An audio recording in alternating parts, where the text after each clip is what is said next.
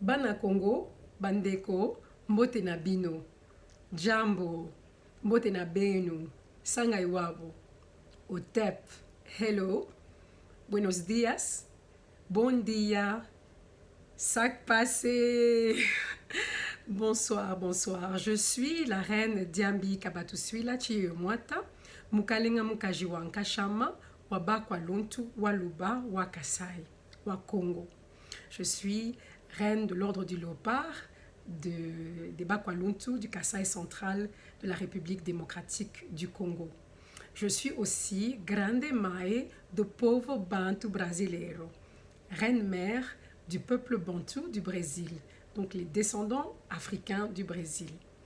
Alors je suis ici encore une fois pour vous saluer et pour vous inviter à vous intéresser à un grand événement qui va se passer au Congo.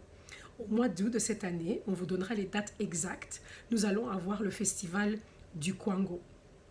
Alors le festival du Kwango cette année a pour thème le retour de la diaspora ancestrale de l'Afrique au Congo. Alors nous savons maintenant que dans l'histoire, il y a eu beaucoup de déportés qui ont été pris du continent africain pour être déportés dans les Caraïbes et dans les Amériques, aussi bien Amérique du Nord, Amérique centrale qu'Amérique du Sud. Et bien entendu, il y a aussi une autre histoire dont on parlera, où il y a eu aussi la traite négrière sur tout l'est de l'Afrique vers les pays du nord de l'Afrique et aussi vers les pays du Golfe. Mais ce sera encore pour une autre histoire. Aujourd'hui, je veux surtout vous parler d'une histoire très importante. Moi, j'ai grandi à Kinshasa, dans Lemba. J'ai été à l'école à Malula, mon cardinal. Mais dans toute mon éducation, on n'a jamais vraiment parlé beaucoup de plusieurs siècles où on a subi l'esclavage, on a subi la traite négrière au Congo. On a beaucoup parlé plutôt de la colonisation, mais c'est comme s'il y avait eu tout un travail de mémoire qui n'avait pas été fait. Peut-être maintenant c'est différent, mais moi à l'époque où moi j'ai été à l'école, je ne me rappelle pas vraiment de beaucoup de leçons où on a parlé de cette période horrible que l'Afrique avait subie et que beaucoup de nos enfants, des millions et des millions d'enfants, avaient été déportés. Alors tous ces gens-là étaient arrachés à des familles. Ils avaient laissé derrière eux leurs frères, ils ont laissé derrière eux leur mère ou leur père ou leur grand-mère ou leurs enfants. On ne sait pas. Donc il y a eu beaucoup de déchirements sur tout le continent, spécialement à l'ouest de l'Afrique, jusque dans la région du centre de l'Afrique, avec donc y compris l'Angola, presque jusqu'à la Namibie. Donc le Congo a été aussi une grande victime. Donc quand je parle du Congo, je parle du bassin du Congo, pas spécialement du pays qu'on appelle Congo aujourd'hui ou Congo démocratique, mais c'est toute notre famille de l'Afrique centrale, donc les dompteurs de léopards, les Konkoï, comme on nous appelle. Donc on a perdu des membres de nos familles. Alors d'un côté, on a eu le problème, c'est-à-dire que les gens qui sont partis ont été extrêmement traumatisés parce qu'ils ont été emportés dans des terres qu'ils ne connaissaient pas et ils ont été sujets de traitements complètement abjects et abusifs pendant plusieurs siècles. On commence à connaître mieux aujourd'hui l'histoire de ce qui s'est passé donc aux États-Unis ou au Mexique ou bien dans les Caraïbes et au Brésil. On connaît maintenant mieux puisque maintenant on a beaucoup plus d'informations qui viennent de nos propres sages, de nos propres savants qui maintenant nous expliquent notre propre histoire. Mais nous avons aussi eu beaucoup de meurtrissures parce que toutes ces familles déchirées, elles ont dû se battre pour continuer à survivre. Et pas seulement que c'était des familles déchirées, mais c'était des communautés entières. C'était des royaumes qui étaient complètement éventrés. Alors il y a toute une histoire qu'on nous a racontée. On nous a dit oui, non, les chefs traditionnels, c'est les rois qui ont vendu, tout ça. Aujourd'hui, la vérité est enfin mise à jour. Il y a beaucoup de nuances qu'il faut apporter à ce discours, comme quoi les chefs traditionnels et les rois ont vendu leurs propres gens. Il y a toute une histoire à raconter et à réécrire par nous-mêmes. Et nous avons des grands savants comme Jean-Philippe Omotunde, comme Théophile Obenga, comme d'autres encore, Bogba Song, comme professeur Jeffries et d'autres qui ont écrit énormément, qui ont fait énormément de recherches. Et cette théorie a été complètement démentie parce que c'était vraiment une théorie, ce n'était pas une réalité. Mais avec ce mensonge, ils ont divisé le peuple africain. Ils ont divisé les uns avec les autres, ils ont divisé les gens de la diaspora avec les gens du continent. Et il y a beaucoup même d'amertume qui s'est construite sur ce mensonge. Alors évidemment, je ne suis pas en train de dire qu'il n'y a pas eu des gens qui ont collaboré avec donc, les oppresseurs, puisque même aujourd'hui, dans pas mal d'endroits en Afrique, on a quand même vécu encore des gens qui ont collaboré avec les ennemis de l'Afrique. Donc ce n'est pas nouveau, mais ce n'était pas le modus operandus de nos communautés traditionnelles, de nos royautés traditionnelles, de travailler en collaboration avec les oppresseurs qui venaient capturer nos enfants et qui venaient donc les exploiter. Alors nous avons eu beaucoup de nos communautés, beaucoup de nos royaumes qui ont été détruits.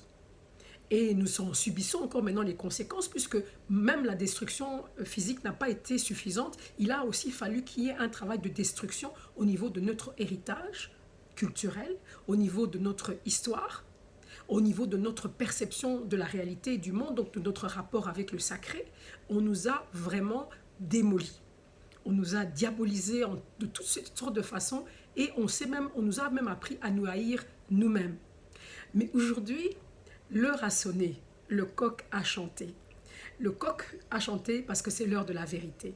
J'ai un grand artiste chez moi au Congo qui s'appelle Koffi Olomide. Et il a dit un jour dans une de ses chansons, « Lokuta et akana ascenseur, mais vérité et akana escalier, ti est commis. » Donc ça veut dire que le mensonge vient vite. Avec un ascenseur, il prend l'ascenseur, il arrive très vite. La vérité, elle marche, elle prend l'escalier tout doucement, mais éventuellement, la vérité arrive. Alors cette génération, ma génération, et la génération de mes enfants maintenant, c'est une génération bénie. Pourquoi? Parce que c'est une génération qui est face à la vérité et qui peut maintenant définir son identité propre, avec ses propres paramètres.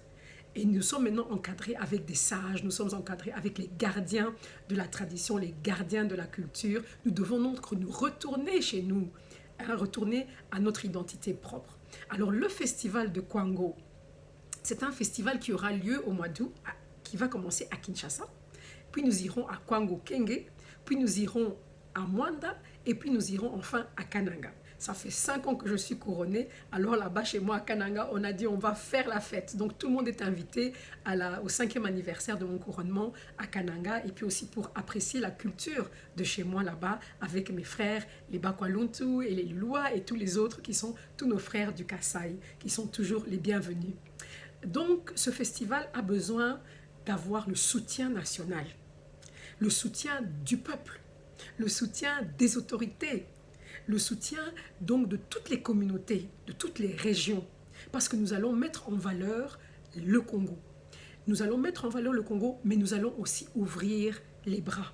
Nous allons tendre la main pour accueillir les enfants qui retournent de cette diaspora ancestrale. Alors nous allons aussi connaître qui sont ces enfants. Ces enfants, moi je les ai rencontrés dans le monde entier, puisque je suis aussi maintenant reine au Brésil. Ils m'ont couronnée en 2019. Au mois de mars au Brésil, à Salvador de Bahia, et j'ai fait la tournée du Brésil où j'ai été vraiment très bien accueillie comme la maman africaine que je représente, puisque je représente mes sœurs africaines et aussi mes frères, les chefs et les rois traditionnels. Donc, j'ai rencontré ces enfants qui sont extraordinaires. Ils sont d'une force et d'une détermination.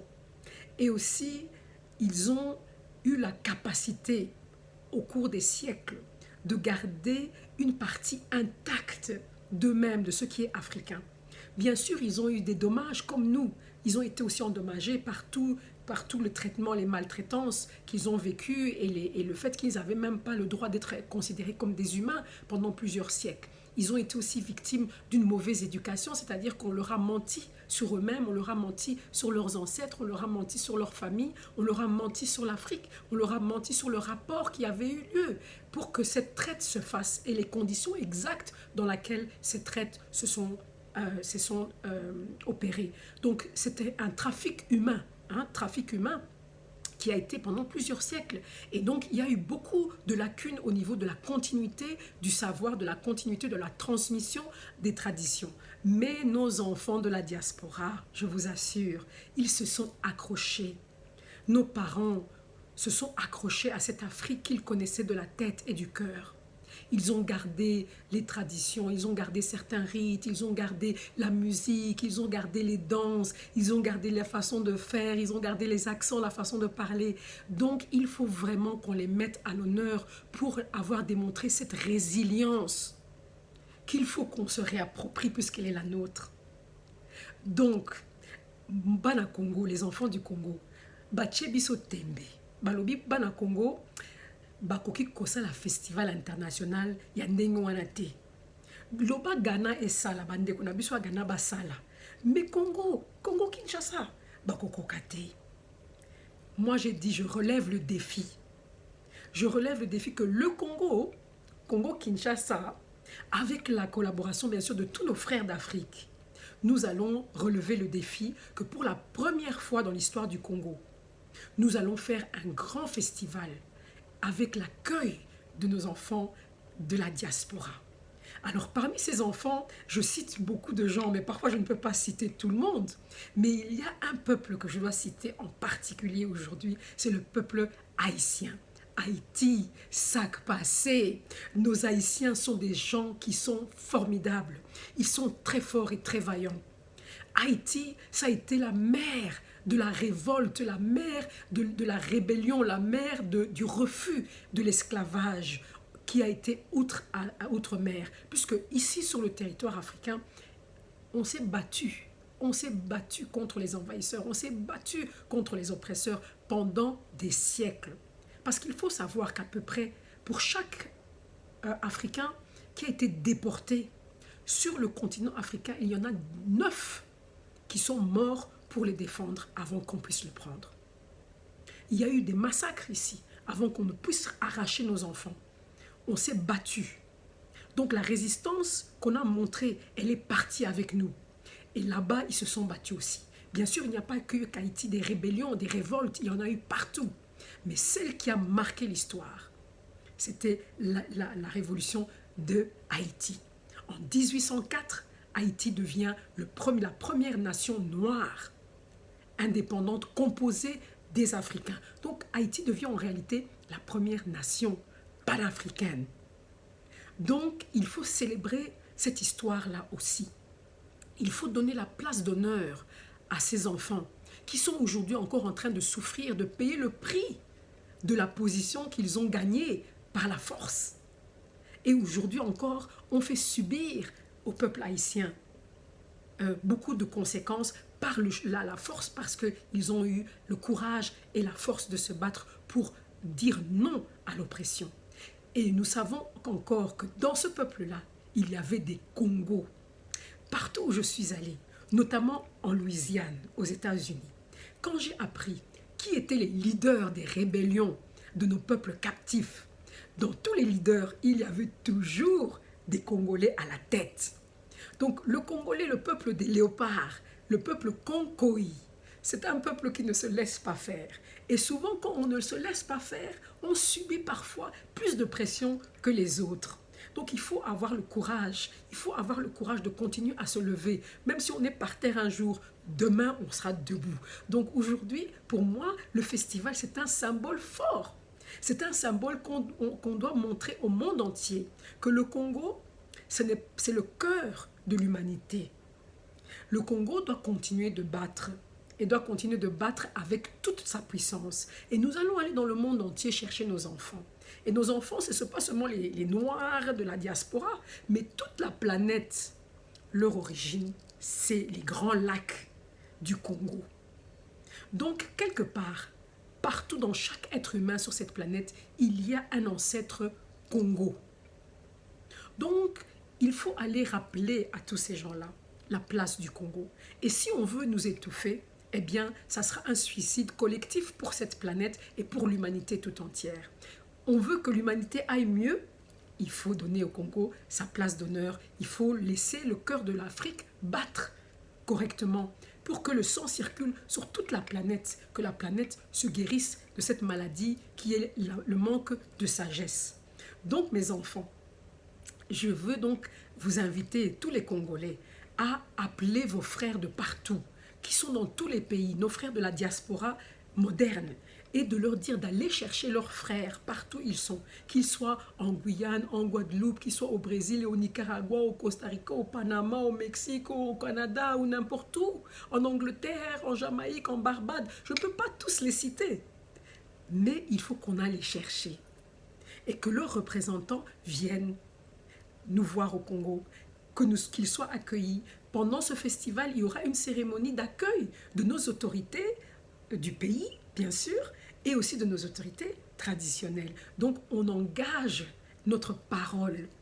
Le Congo a engagé sa parole pour dire « Venez, retournez à la maison, les enfants du Congo, nous avons besoin de vous, nous avons besoin de nous réconcilier, nous avons besoin de guérir notre plaie, qui est une plaie qui dure déjà depuis très longtemps. » Alors nous avons bien sûr tous nos artistes, nos musiciens, nos grands artistes peintres, nos grands artistes sculpteurs, nos grands artistes qui font des artifices, donc des objets d'art et des objets artisanaux. Nous avons tous ces gens-là que nous allons mettre à l'honneur. Parce que le Congo, il se chante. Le Congo, c'est un tam-tam. Le Congo, c'est la voix de notre maman, cette voix qu'on entend. Quand on est dans le ventre de sa maman, on entend le cœur qui bat de maman. Eh bien, c'est le cœur du Congo. Donc moi, je suis tellement heureuse d'être la marraine d'un événement aussi prestigieux, aussi formidable. Donc, on vous accueille au Congo. Venez au Congo, nos frères. Venez nous trouver là-bas et nous ferons tout pour être prêts. Donc, nous allons nous mobiliser. Aussi bien, comme j'ai dit, nos frères de la diaspora moderne, qui sont les Congolais qui sont partout dans le monde, parce que là aussi, ce sont mes enfants que je vais retrouver partout, mais aussi les Congolais, le peuple Banamboka Congo. Donc, Congo ezotelema, tope sape ba autorité na biso, le kumu mingi. Le Congo a énormément d'espoir. Ilikia ezali munene na kati ya Congo. Nous sommes à une nouvelle ère. Nous avons une équipe qui aime le Congo, une équipe au gouvernement maintenant, une nouvelle équipe qui va travailler, qui travaille. Nous avons un nouveau président qui est là depuis quelque temps, mais qui fait un travail extraordinaire pour se battre, pour faire des restructurations et qu'il amène tout le monde autour de la table. Parce que pour nous, les rois traditionnels, nous ne voyons pas la différence entre l'un et l'autre. Tous les enfants sont nos enfants. Donc nous voulons que le festival montre le visage de l'unité nationale du Congo. Alors nous devons nous mettre tous derrière nos autorités et leur demander leur appui pour que cet événement soit un événement historique. Je vous remercie beaucoup de votre gentillesse, je vous remercie beaucoup des messages de soutien que je reçois partout. Je vous remercie pour toute l'équipe du festival du Kwango et je vous remercie aussi pour le Conseil panafricain des autorités traditionnelles et coutumières dont je fais bien sûr partie. C'est cette organisation-là qui se bat dans toute l'Afrique et même au-delà de l'Afrique pour rassembler toutes les autorités traditionnelles et coutumières. Donc nous sommes très heureux et tous nos papas de cette organisation et nos mamans, les princesses et les reines seront là aussi mobilisés ensemble. Alors nous vous remercions beaucoup que toutes les communautés soient avec nous, les communautés religieuses, les communautés culturelles, les communautés artistiques. Venez tous avec nous, faisons ensemble un pas vers l'avenir de l'Afrique. Merci beaucoup. Muchas gracias. Muito obrigada. Thank you so much. Utep.